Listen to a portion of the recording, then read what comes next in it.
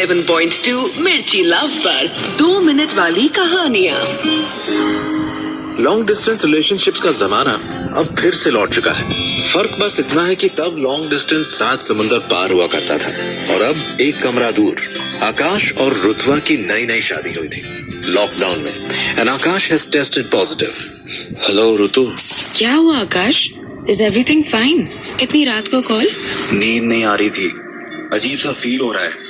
I understand baby, may be it's a quarantine fatigue, it's okay. हाँ। अच्छा सुनो, कुछ खाओगे? ऋतु, तुम सुबह से इतना कड़े बना